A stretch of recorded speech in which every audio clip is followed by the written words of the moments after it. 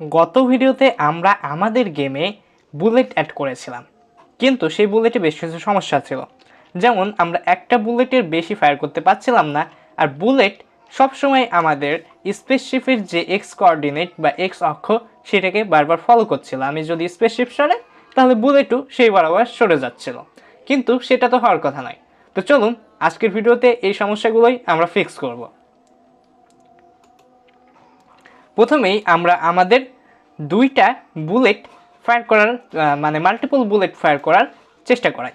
তার জন্য আমাদেরকে যেতে হবে আমাদের যে বুলেট মুভমেন্ট ছিল, সেই বুলেট মুভমেন্ট যে স্টেটমেন্টগুলো ছিল সেটার আগে আমরা আরও একটা স্টেটমেন্ট এখানে অ্যাড করে দিতে পারি, যে আমাদের যদি বুলেটটা যদি বুলেট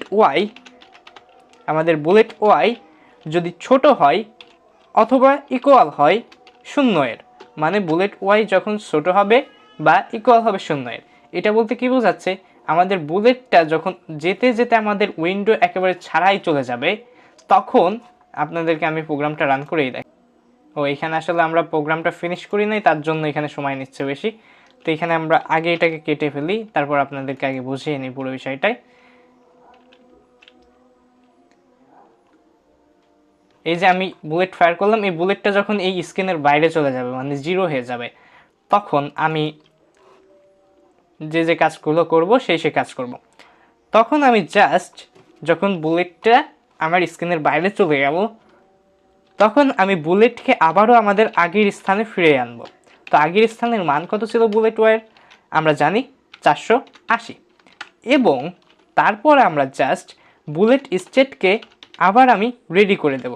বুলেট স্টেটকে আবার আমি রেডি করব কেন? এই বুলেট স্টেটকে আবার রেডি করব কারণ আমরা আবারও বুলেটকে লোড করব, মানে বুলেট আর স্ক্রিনে দেখা যাবে না। বুলেট তখন স্ক্রিনে দেখা যাবে যখন আমি আমার স্পেস বারে প্রেস করব। তো এইবার যদি আমরা জাস্ট রান করাই,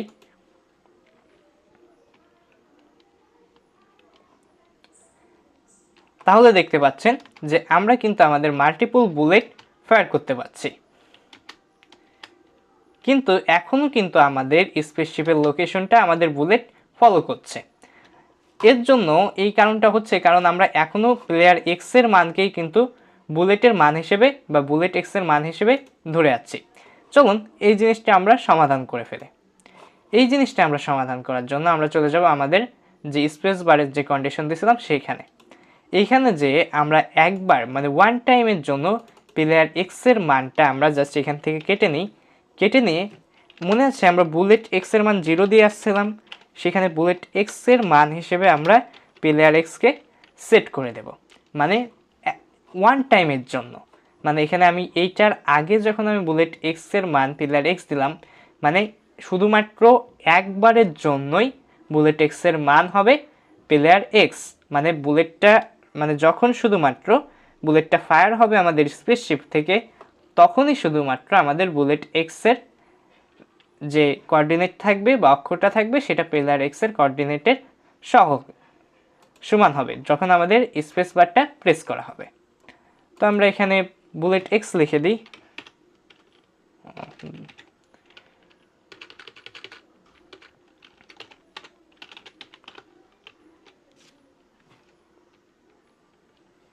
এবার যদি আমরা আমাদের প্রোগ্রাম রান করাই, তাহলে পরে দেখতে পারবেন আমাদের ওই সমস্যাটাও ফিক্স হয়ে গেছে। এই যে এবার কিন্তু এখনো স্টিল ফলো করতেছে। এটা ফলো করার কারণ হচ্ছে আমরা যে নিচে কন্ডিশন দিছিলাম তার মধ্যে আমাদের মানগুলো আপডেট করি নাই, তার জন্য।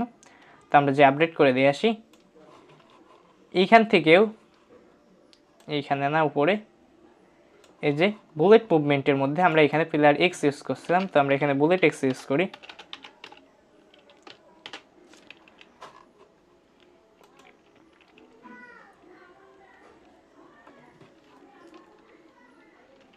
এবার দেখুন আমাদের স্পেসশিপের কিন্তু ফলো করছে না। এবার বুলেট যেখান থেকে ফায়ার হচ্ছে সেইখান থেকে উপরে যাচ্ছে, কিন্তু এখনও কিন্তু একটা সমস্যা আছে। সেই সমস্যাটা হচ্ছে আমি যদি মাল্টিপল টাইম আমার স্পেস বারে প্রেস করি, তাহলে পরে দেখুন বুলেটটা কিন্তু আবারও আমার স্পেসশিপের সমান সমান চলে যাচ্ছে। এই সমস্যাটা কেন হচ্ছে? এই সমস্যাটা হচ্ছে আমরা ওই যে কন্ডিশন দিয়েছিলাম যে যখনই আমরা স্পেস শিফট প্রেস করব তখনই আমাদের বুলেট এক্সের মানটা প্লেয়ার এক্সের সমান হয়ে যাবে। কিন্তু আমরা এখানে দেখেন আগে থেকেই এইখানে লিখে রাখছি যে যখন বুলেট ওয়াইটা চলে যাবে আপনার বাইরে, আমাদের স্ক্রিনের বাইরে, মানে বুলেটের লোকেশনটা ওয়াই লোকেশনটা, তখন আমরা আবার রিসেট করছি আমাদের সেই লোকেশনটাকে এবং আমাদের বুলেট স্টেটটাকে রেডি করছি, মানে সেটা আর স্ক্রিনে শো করবে না, সেটা আমাদের স্পেসশিপের ভিতরে থাকবে। তো এই যে আমরা তখনই দেখেন আপনার বন্ধুকে যদি আপনি লোড না করেন তাহলে কি আপনি ফায়ার করতে পারবেন? পারবেন না। ঠিক সেই কথাটাই আমাদেরকে এইখানে বলে আসতে হবে যে আমরা স্পেস বার তখনই প্রেস করতে পারবো যখন আমাদের বুলেট স্টেট রেডি হবে। তো আমরা এখানে লিখে দিলাম ইফ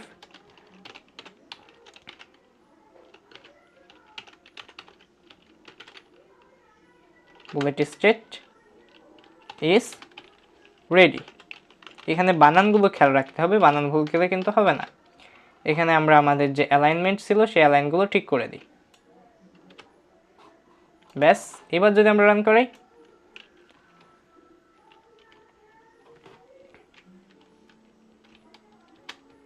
হ্যাঁ এবার যদি আমি মাল্টিপল টাইমও প্রেস করি তাহলে পরেও কিন্তু আমাদের লোকেশন চেঞ্জ হচ্ছে না, সেটা স্টিল সেভাবেই যাচ্ছে।